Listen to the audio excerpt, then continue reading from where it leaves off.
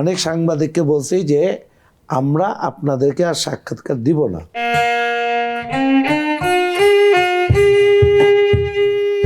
যত রিফ্রেশ করি আমি বারবার আসতেছি। আচ্ছা ঠিক আছে, টিকটকে যাই ওখানেও আমি, ইউটিউবে যাই ওখানে আমি, সব প্ল্যাটফর্মে আমি।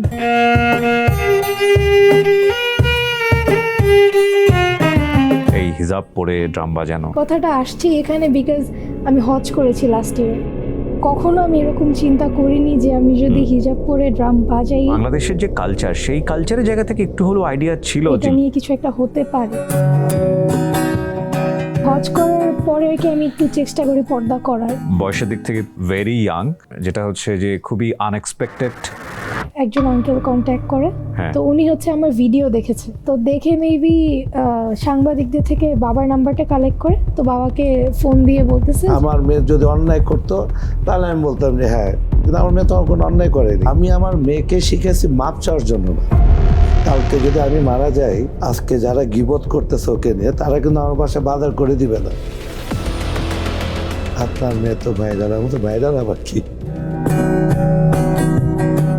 ও সার্থক, আমিও সার্থক। ছোটবেলায় ও শিখছে। আসসালামু আলাইকুম প্রিয় দর্শক, আপনাদের সবাইকে আমন্ত্রণ জানাচ্ছি all time bread presents Tarzi Kibria শোতে। আজকের এই সন্ধ্যায় যারা আমার সঙ্গে যুক্ত হয়েছেন তাদের সবার জন্য নিরন্তর শুভকামনা জানিয়ে শুরু করছি।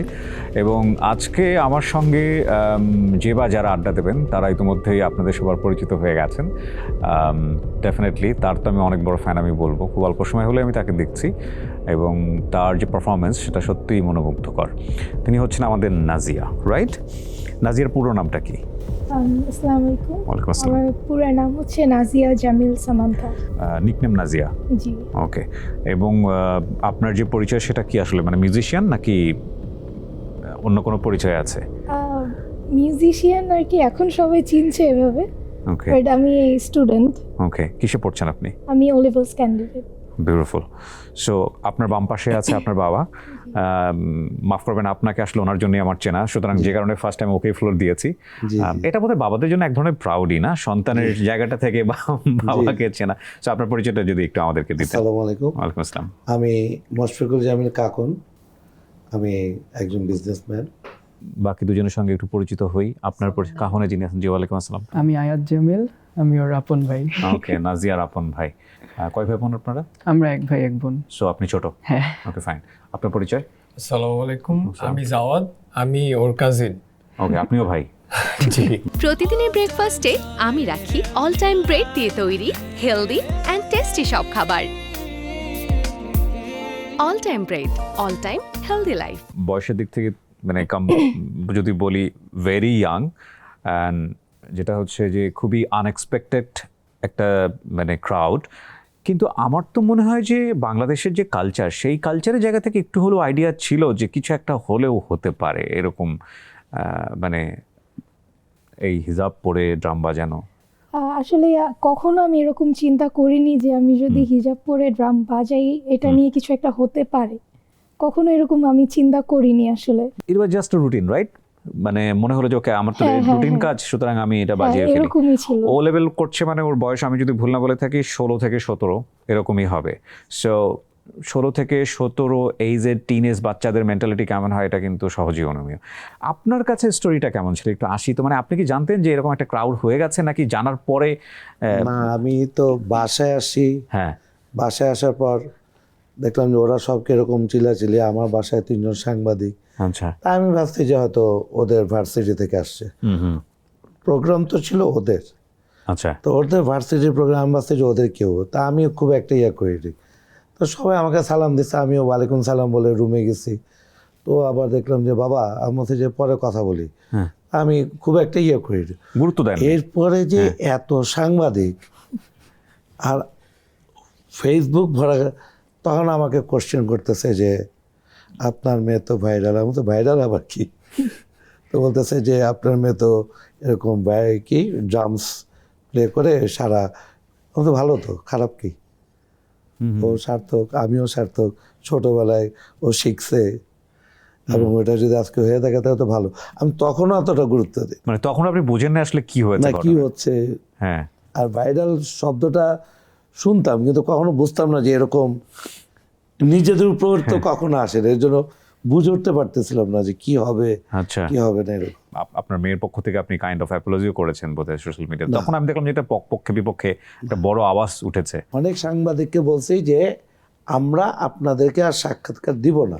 ওকে আমি আমার মেয়েকে শিখেছি মাপ চাওয়ার জন্য না, ওকে আমি ওই সাংবাদিকদের উদ্দেশ্যে বলছি যে যদি আমার কথায় ওকে ওকে আমি কেন, আমার মেয়ে যদি অন্যায় করতো তাহলে আমি বলতাম যে হ্যাঁ, কিন্তু আমার মেয়ে তো আমার কোনো অন্যায় করেনি। অন্যায় আজকে যারা করতেছেন আমি ওইটাকে সাপোর্ট করব না।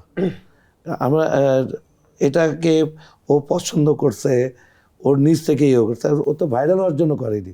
ও তো 6 বছর বয়স থেকে 6 বছর বয়স থেকে ওরা করে মিউজিকের সঙ্গে হ্যাঁ। আছে। মানে এটা কি মানে ওর শখের বশে করে নাকি ফ্যামিলি তার কেউ করতো এরা? না, ওর শখের বয়সে আচ্ছা ওরা যখন যেভাবে বলছে আমি সেটাই করছি। ও ফুটবল খেলছে, ওকে ও যদি ওর হাত ছুটে না যেত তাহলে ও ফুটবল প্লেয়ার হতে পারতো। ওর সাথে ন্যাশনাল প্লেয়ার সুমাইয়া, কানন, ওকে ওরা ওর বোধহয় ওর কোচ ছিল হচ্ছে সুজন, সুরাইয়া, মোহাম্মদ আলী, এবং ন্যাশনাল টিমের এখন সে গোলকিপার সুজন। ওকে তা আমি তো ওকে ভাইরাল করার জন্য ইয়ে করিনি, আমি চাইছি যে ওরা সব মানে শিখুক। কালকে যদি আমি মারা যাই, আজকে যারা গিবত করতেছে ওকে নিয়ে তারা কিন্তু আমার বাসায় বাজার করে দিবে না। হ্যাঁ হ্যাঁ তো ওর জানা থাকা ভালো তো সব কিছু, শুধু ওকে আমি খারাপ কিছু শিখাবো না। ওকে সো আপনি ওদেরকে না, আপনার ব্রট আপটা বিউটিফুল। সো আপনি ছোটবেলা থেকেই লিবার্টি দিয়েছেন, ওরা যেগুলো চুজ করেছেন সেগুলোকে আপনি ফ্যাসিলিটেট করেছেন। জি। It's beautiful. এমনিতে আপনার ফ্যামিলিতে তার মানে এর আগে কেউ কখনো মিউজিক করে নাই। না। নাজি, আপনার কাছে একটু আসি, মানে আপনার মিউজিকের প্রতি প্রেমটা কিভাবে শুরু হলো? কোনো স্টোরি আছে কিনা?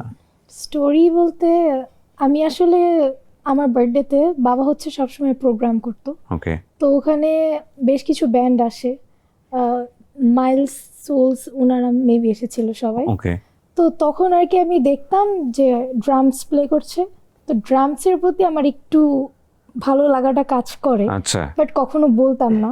তো হঠাৎ বাবা একদিন গিটার নিয়ে এসে আমাকে বলতেছে যে তোমার তো এটা শিখতে হবে। আমি শিখতে হবে, আচ্ছা ঠিক আছে শিখবো। তো কয়েকদিন পর আবার ভায়োলিন নিয়ে আসে, হ্যাঁ। ভায়োলিন নিয়ে এটাও তোমার শিখতে হবে। ওকে ঠিক আছে ভায়োলিনও শিখবো, কিন্তু তখন আমি আর কি বলি যে কিন্তু আমি তো আসলে ড্রামস শিখতে চাই। হুম পরে বলে ড্রাম শিখে কী করবে, এই দুইটা আগে শিখো। তো পরে হচ্ছে আমি কোচিংয়ে যাই, কোচিং থেকে এসে বাবা বলতেছে যে দেখো তো ছাদে কি, দেখে আসো তো। হুম তো আমার ছাদে হচ্ছে একটা রুম আছে, তো ওখানে আমি যাই আর কি, গিয়ে দেখি যে ড্রাম সেট আছে ওই জায়গায়। তো এটা দেখে হচ্ছে আমি খুব বেশি খুশি হয়ে যাই। তো তখন থেকে আর কি ড্রামসটা স্টার্ট করি আমি শেখা। কোন এজে এটা, কোন ক্লাস থাকতে? 7 বছর। 7 ইয়ার্স, ও অনেক okay. আগে। তো পরে হচ্ছে ওই রুমটাকে আর কি বাবা পার্সোনাল প্র্যাকটিস প্যাড বানায় দেয় আমার স্টুডিওর মতো আর কি। বিল্ডিংটা নিজেদের আপনাদের? জি।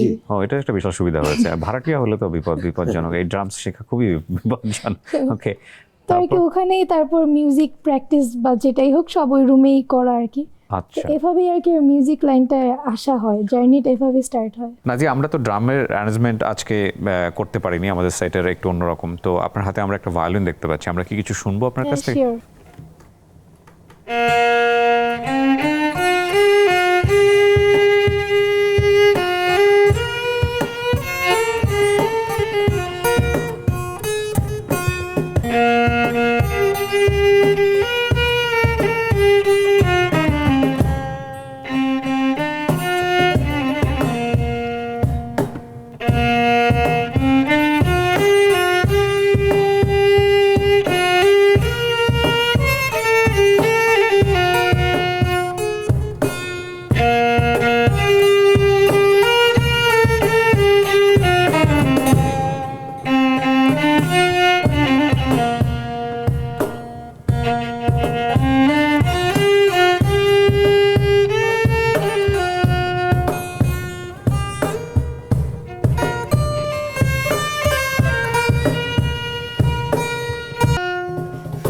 প্রতিদিনের ব্রেকফাস্টে আমি রাখি অল টাইম ব্রেড দিয়ে তৈরি হেলদি অ্যান্ড টেস্টি সব খাবার।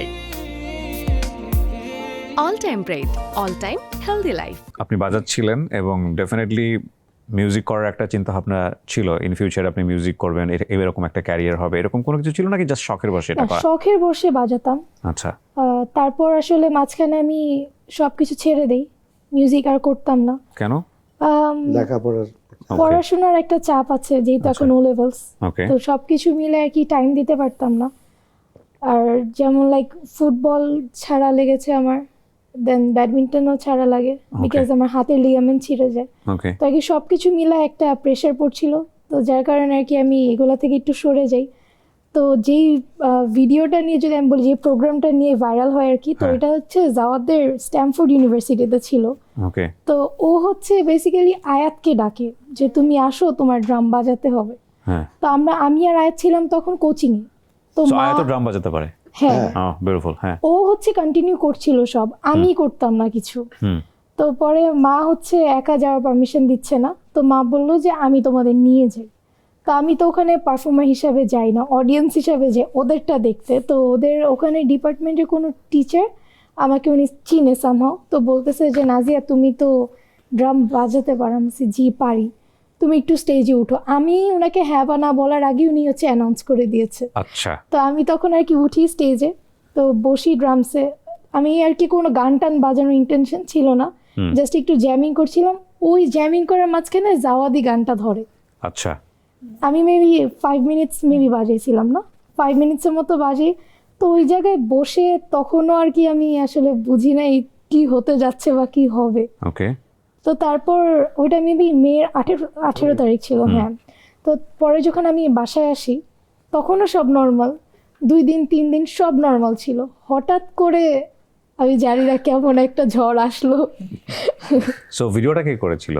আপলোড ভিডিওটা করেছিল? Maybe sound Sound part, part। হ্যাঁ সাউন্ড পার্ট থেকে কেউ একজন ভিডিও করে, ওনার সাউন্ড পেজেই পার্কে ছাড়ে। রুবেল ভাই আপলোড করেছিল।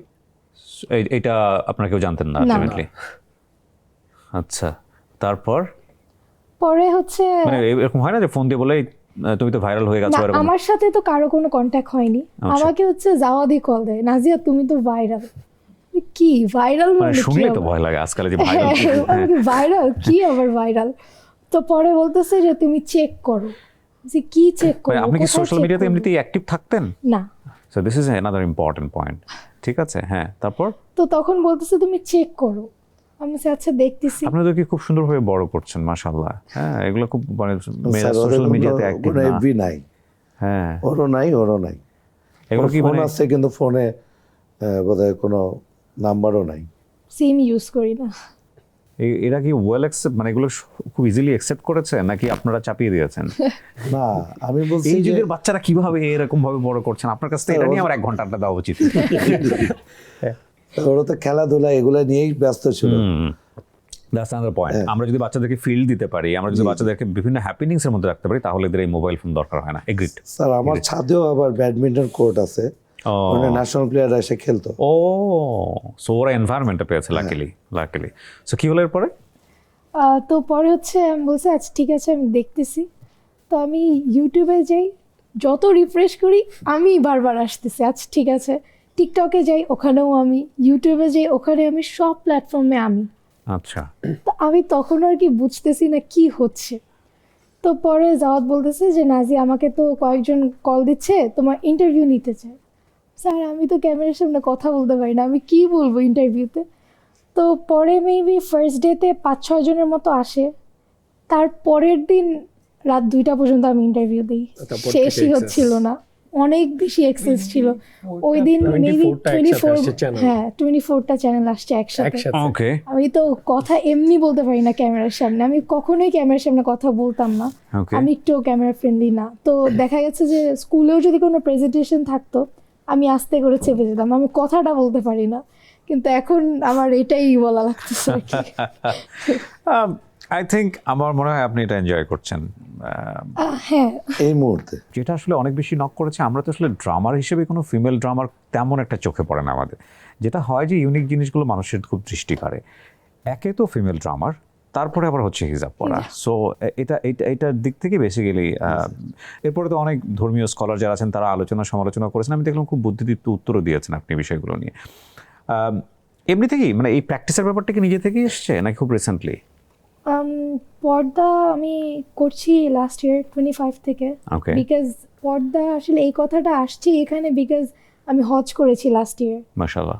তো আমি হজ করার পরে আর কি আমি একটু চেষ্টা করি পর্দা করার, তো যার কারণে একটু সব কিছু থেকে একটু সরে যেতে চাচ্ছিলাম, বাট আসলে পারছি না, একটা ইমোশন তো এই জিনিসটা আসলে তো স্লোলি হয়ে যাবে ইনশাআল্লাহ। হ্যাঁ ইনশাল্লাহ। ইনশাআল্লাহ হয়ে যাবে এবং ইটস আ বিউটিফুল স্টার্ট আমি মনে করি। এবং সবচেয়ে বড় কথা হচ্ছে যে ওই সামাজিক যোগাযোগ মাধ্যমে যখন আলোচনা সমালোচনা জায়গাটা আসছিল, অসংখ্য মানুষকে দেখেছি অ্যাপ্রিসিয়েট করেছে।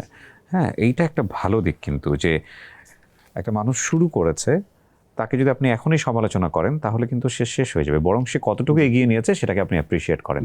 এবং এটা আমাদের ধর্মেও আছে, যদিও আমি এই বিষয়টা নিয়ে খুব একটা ভালো জানি না এবং আমি বললে হয়তো অনেকে আমার বিরুদ্ধে বলা শুরু করবেন, সো এই বিষয়গুলো আমি টাচও করতে চাই না, বাট আমরা পজিটিভলি দেখবো এবং ডেফিনেটলি আপনার এই সেন্সটাকে আমি অনেক বেশি ওয়েলকাম করি। একটা গিফট বাবার সাথে হচ্ছে একজন আঙ্কেল কন্ট্যাক্ট করে, হ্যাঁ। তো উনি হচ্ছে আমার ভিডিও দেখেছে, ওকে, তো দেখে মেবি সাংবাদিকদের থেকে বাবার নাম্বারটা কালেক্ট করে, তো বাবাকে ফোন দিয়ে বলতেছে যে ভাই আপনার মেয়ের জন্য আমি একটা গিফট পাঠাতে চাই। তো বাবা তখন আর কি বললো যে কোনো গিফট লাগবে না, আপনি আমার মেয়ের জন্য দোয়া করেন তাহলেই হবে। তো বলতেছে যে ভাই আপনি অ্যাড্রেসটা দেন, আমি গিফট অলরেডি পাঠাই, মানে এসে গেছে গিফট, আমি জাস্ট পাঠাবো। তো অনেকক্ষণ না করার পরও উনি শুনেনি, তারপর অ্যাড্রেস দেওয়ার পরে হচ্ছে আমি যদিও তখন ঘুমাইছিলাম, তো বাবা বলতেছে যে তাড়াতাড়ি উঠো, তা আমি তো রেস্ট নেওয়ার একদম টাইম পাচ্ছি না। তো আমি ওই দিন ভাবলাম যে আমি একটু ঘুমাবো, ওই দিন মেবি ফ্রাইডে ছিল, তো আমি ভাবলাম যে আজকে একটু ঘুমাই আমি। তো বাবা আমাকে সকালবেলা উঠায় দেয়, তো বের হয়ে দেখি একটা ভি ড্রাম, ইলেকট্রিক ড্রাম যেটা। ওয়াও। তো তখন আর কি আঙ্কেলের সাথে আমি কথা বলি, তো উনি বলতেছে যে মা আমার মেয়েও মিউজিক করে, তুমিও করো, তো তোমাকে নিয়ে যারা আজে বাজে কথা বলছে কারো কথায় তুমি কান দিও না, তুমি জাস্ট আগায় যাও, তোমার যেটা ভালো Exactly. লাগে তুমি করো। এক্স্যাক্টলি। এবং আমি শুনেছি আপনি বাস ট্রাকও চালাতে পারেন, মানে এত কিছু থাকতে বাস ট্রাক চালানোর শখ হলো কেন, বা কিভাবে কি হলো আসলে? শখ না আসলে, এটা বাবার ইচ্ছায় শিখি আর কি। ওকে, তো বাবা চায় যাতে আমি আর আমার ছোট ভাই আমরা সবকিছুই সবকিছু একটা একটু এক্সপেরিমেন্ট করি। হ্যাঁ। বিউটিফুল। প্রতিদিনের ব্রেকফাস্টে আমি রাখি অল টাইম ব্রেড দিয়ে তৈরি হেলদি অ্যান্ড টেস্টি সব খাবার। All time bread, all time healthy life. তার সঙ্গে একটু কথা বলি, পয়সা ডিফারেন্স কত দুজনের? 4 বছর। বেশি। আচ্ছা, এটা কোনো ব্যাপার না। সো আপু কি সবসময় খবরদারি করে না? হ্যাঁ। তো আপুকে দেখে এরকম মনে হয় না, আপু তো দেখে মনে হচ্ছে অনেক বেশি কর্ডিয়াল। এটা বলো। হ্যাঁ, না মেইনলি সত্যিটা অ্যাকচুয়ালি হচ্ছে আমাদের বেশিরভাগ টাইম তো প্র্যাকটিসে যায়, হ্যাঁ। ও যেহেতু আমার থেকে ভালো পারে হ্যাঁ। এই জন্য আমি বেশি বকা খাইতে থাকি। আপনাদের একটা ব্যান্ডও আছে বোধহয়, জি এটা কি সব ভাই বোনের ব্যান্ড? হ্যাঁ আমরাই Okay. নবজাত। নবজাত। নবজাত। ওকে, সো বেসিক্যালি কি ধরনের গান করেন আপনারা? আমরা ব্লুজ করি, ইন্ডিস করি, মানে ব্লুজ, ইংলিশ কভার সং? হ্যাঁ বাংলাও করা হয়, আমাদের নিজেদেরও গান আছে। আমরা শুনবো আজকে একটা? হ্যাঁ শিওর। শিওর, শুনি তাহলে। কত কবিতা লিখেছি তোমায় নিয়ে, কত গল্প শুনেছি তোমার থেকে, নিঃস্বার্থ অনুভূতি শুধু তোমায় নিয়ে, তুমি আমার শুধু আমার আর কারো নও।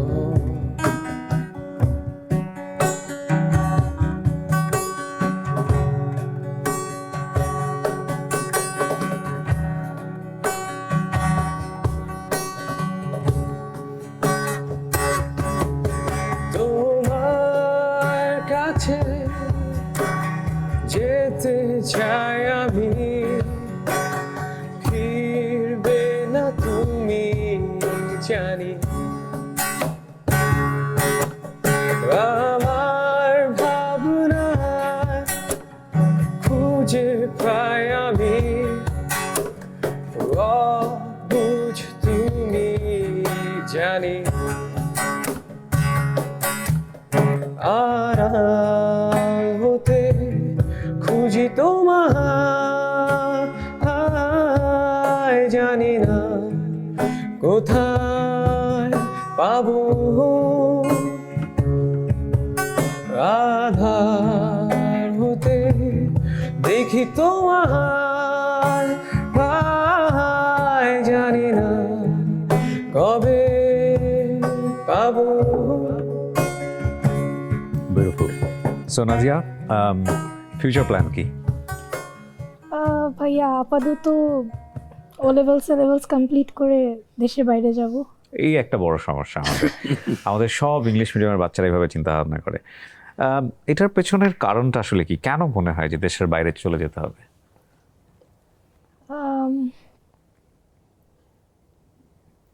আসলে কি বলবো জানি না, আমার আসলে ফুল ফ্যামিলি ম্যাক্সিমাম সবাই দেশের বাইরে। আচ্ছা, তো আমার চাচু ফুপ্পি সব কাজিনরা দেশের বাইরে, ওকে। তো ওভাবেই আর কি।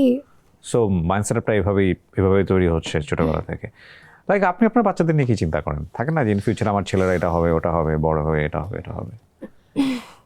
আমার ইচ্ছা হচ্ছে যে ওদের ইচ্ছাটাই আমার ইচ্ছা, এবং আমিও চাই না যে ওরা দেশের বাইরে যাক। আমি আমার মা করে কিন্তু আমি দেশে থেকে গেছি, হ্যাঁ, আমি কোথাও যাইনি। তো এখন ওদের প্ল্যানের মানে ওরা যদি বলে যে আমি যাব, আমার আর কিছু কারণ নেই। কিন্তু আমি জোর মানে কোনো কিছুতে আমি জোর করিনি। তোমাকে শিখতেই হবে এটা কখনো বলিনি, আমাদের শিখো ওকে। এরকম মানে তো যেতেই হবে। আমি যদি বলি যে না তুমি যেও না, তাই আর আমি চাই আমি যদি মানুষের পাশে এসে দাঁড়াই, এটা আমার ছোটোবেলা থেকেই আমি সবসময় মানুষের চেষ্টা করছি। ও করছে, ও তখন ছোট, একটা বাচ্চা আগুনে পুড়ে গেছে, হ্যাঁ, এটা বোধহয় অনেক চ্যানেলে দেখেছিল। তখন ওরা টাকা পয়সা উঠায় ওই বাচ্চার পাশে যে দাঁড়িয়েছে। করোনার টাইমে প্রতি সপ্তাহে ওরা খাওয়া দাওয়া করে তো বাচ্চা, এবং তখন কিন্তু ওরা ওই 5-7 জন বুঝেই নেয় করোনাটা কি। তখন 19 না 20 মানে ইয়েতে ওরা করোনার সময় মানুষের পাশে যে দাঁড়িয়েছে, খাবার দিছে, কুকুর বিড়ালকে খাওয়াইছে, ওরা অনেক ধরনের ইয়ে করছে। ওরা যে আমি চাই ওইগুলো করুক, বিদেশে গেলে তো আর এগুলো করতে পারবে না। আমি চাই দেশে থেকে এগুলো করো, এখন বাকিটা ওদের ইচ্ছা। আপনার এক ছেলে এক মেয়ে না? এক ছেলে। এটা বোধহয় আমাদের বাপ মাদের একটা সবচেয়ে বড় কনসার্ন, যে আমাদের সন্তানরা বড় হয়ে দেশে থাকতে চাচ্ছে না। এটা শুধু সিঙ্গেল ফ্যামিলির না, আমার মনে হয় বাচ্চাদের যারা একটু মেরিটোরিয়াস সবাই দেশের বাইরে চলে যাওয়ার একটা চিন্তা করে, এবং জি। আমাদের কালচারটা এইভাবে তৈরি হচ্ছে। এইটা একটা আমার মনে হয় এটা যে আসলে ওরা ইচ্ছা করে বিষয়টা এরকম না, কিন্তু আমাদের আসলে সুযোগ সুবিধাটা কোথায়। আর যদিও ডিসকাশনটা একটু অন্যরকম হয়ে গেল, তারপরেও বলি এই যে লেভেলে আমাদের ছেলেমেয়েরা যারা পড়াশোনা করে, এদের একাডেমিক যে খরচটা, বা আমরা ধরেন অনেক যারা সামর্থ্যবান পিতামাতা আছে তাদের কাছে এটা কোনো ব্যাপারই না, কিন্তু খরচের জায়গাটা তো অঙ্কটা কিন্তু অনেক বড়। জি ইন রিটার্ন আপনি যদি চিন্তা করেন জি জি যে ওরা যদি দেশে থেকে ভবিষ্যতে কিছু করতে চায়, এই একাডেমিক পড়াশোনার ইন রিটার্ন কি এই দেশে থেকে সম্ভব? It's a big question. আপনি হ্যাপি ওদেরকে নিয়ে? আলহামদুলিল্লাহ, সব দিকে আমি। আপনার শাসনের ক্যাটাগরিটা কেমন ছিল? থাকে না বাবা মাকে তো শাসনও করতে হয়। ওই যে মানে আমি যদি বলি যে এখন ঘুমাতে যাও, কারণ যেহেতু ভোরবেলা তোমার খেলা, তোমার কোচিং আছে, তো ঘুমাতে যাও, এই টাইমটা খুব লাগে ওদের সাথে। এছাড়া আমার সাথে কোনো ইয়ে নেই।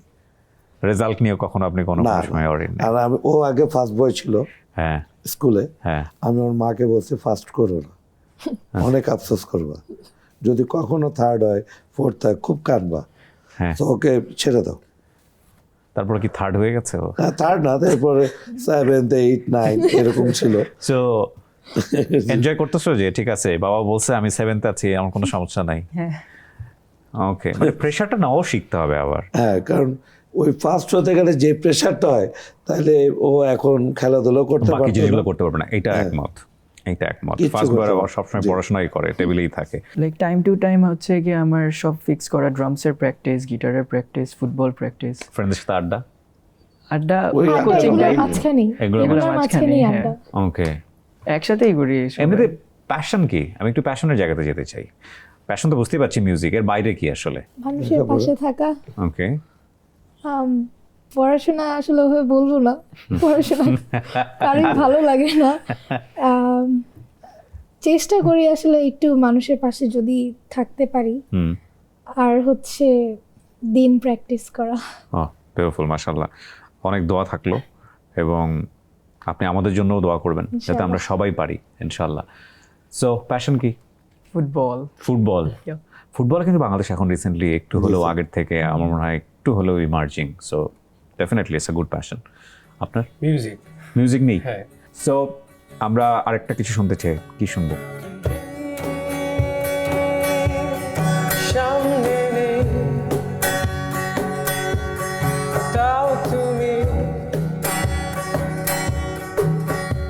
আসো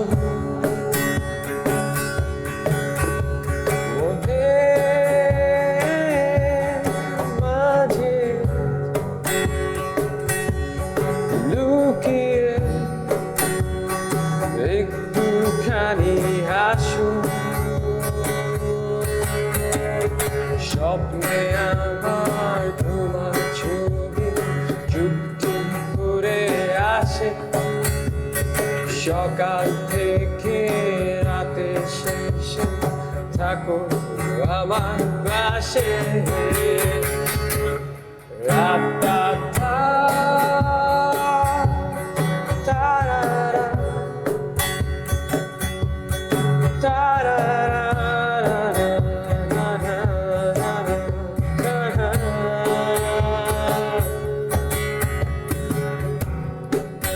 প্রতি রাতে আমাদের কথা বলা তোমার সাথে হাজারো গল্প লেখা আমাদের আঙুলে জোর বাঁধা আমাদের ভালো লাগা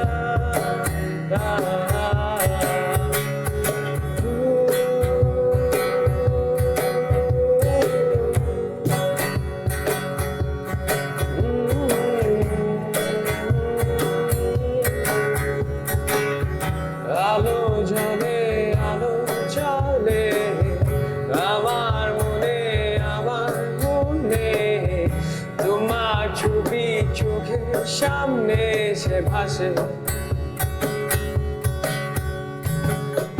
বৃষ্টি পড়ে ঠোঁটের মাঝে গল্প জমে তোমায় আমি খুঁজি সারাক্ষণ এই আমার মন এই আমার মন এই আমার মন। তো নাজিয়া, আমার হঠাৎ করে মনে হচ্ছিল যে এই মুহূর্তে যদি সোশ্যাল মিডিয়াতে একটা চ্যানেল থাকে আপনাদের, সো এটা তো সুপার হিট হয়ে যাবে, এরকম কোনো চিন্তা ভাবনা কি আছে? ইউটিউবে আমার একটা চ্যানেল আছে, রাফ খাতা, ওইটার নাম রাফ কাট? না, রাফ খাতা, RAF। বুঝতে পেরেছি, রাফ খাতা। জি। হ্যাঁ, আর ফেসবুকে পেজ আছে, নবজাতের একটা পেজ আছে, ওকে। আমার নিজস্ব একটা পেজ আছে, বাট পেজটা আর কি খোলার সময় হচ্ছে স্পেলিং একটু মিস্টেক হয়, তো এটা হচ্ছে আমার 60 days লাগবে এটা ঠিক করতে। ওকে, সো এখানে Yeah. একটু ইস্যুজ আছে।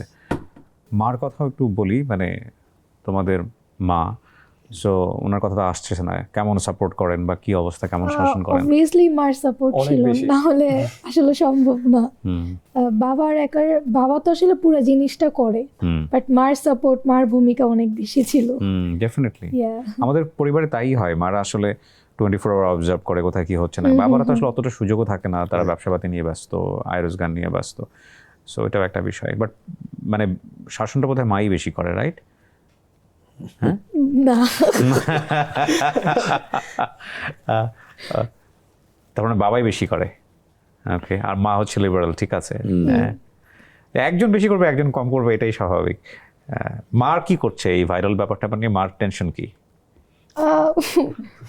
মা হচ্ছে ও একটু মানে আচ্ছা যে ও ভালো, মানে ওর কোনো ইয়া নেই, মানে তোমরা খুশি তা আমিও খুশি, আচ্ছা, এরকম।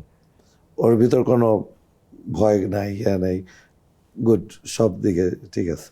পপুলারিটি এটা ব্লেজিং, কখনো কখনো sometime it can be curse. নাজিয়াকে বাংলাদেশের মানুষ চিনে গেছে, এটা যেমন ভালো তেমন it's like it's a kind of weapon. কোন পারপাস এটাকে ব্যবহার করা হবে in future, that's the thing. হ্যাঁ, বয়স মাত্র 16 বছর, এইরকম একটা জায়গাতে এত বড় একটা গ্রাউন্ডে, এখনকার যুগটাই তো এরকম, রাতারাতি সবাই ভাইরাল হয়ে যায়। So same case goes to you. But fact হলো যে এই যে মানুষ চিনে ফেললো, লাইমলাইটে চলে আসলো, এর পরের প্রত্যেকটা স্টেপ কিন্তু কাউন্ট করবে। That's the important thing. So it's a big responsibility. যতটা মানুষ ভালোবাসা দিচ্ছে, একটু এদিক ওদিক হয়ে যাবে in a fraction of second, ঠিক ততটাই হেড করা শুরু করবে। সো এইটা বুঝে সামনে চলে যেতে হবে। আমরা সবসময় যাবো নাজিয়া এতটাই পপুলার থাকুক, মানুষের দোয়ায় থাকুক, ভালোবাসায় থাকুক। সো আমরা একেবারে শেষের দিকে চলে এসেছি, কোন একটা কিছু শুনতে শুনতে আমরা বিদায় নেব। তার আগে আপনাদেরকে আমরা ধন্যবাদ জানাই যে আপনারা আমাদের ডাকে সাড়া দিয়েছেন, আজকে সন্ধ্যাটা সুন্দর হয়ে আপনাকে গেল। অনেক আপনাকেও ধন্যবাদ যে ধন্যবাদ। আমরা আপনার সামনে এসে কথা বলতে পারতেছি। আমাদের beautiful. এবং বড় বিষয়। Yeah. নেক্সাস টিভিকেও ধন্যবাদ যে ওনারা আমাদেরকে দাওয়াত করে আনেন। জি, আমার আসলে আপনাকে বেশি ভালো লেগেছে। ও তো ঠিক আছে, কিন্তু আপনাকে ভালো লেগেছে কারণ আপনি আপনার মেয়ের জন্য খুব বোল্ডলি সামাজিক যোগাযোগ মাধ্যমে দাঁড়িয়েছেন। ধন্যবাদ। দ্যাটস দ্য গুড অ্যাটিটিউড আমি মনে করি একজন বাবার। দর্শক, এই ছিল আমাদের আজকের আয়োজন। যারা তখন আমাদের সঙ্গে ছিলেন তাদেরকে ধন্যবাদ জানিয়ে আমরা আজকের মতো এখানেই শেষ করছি।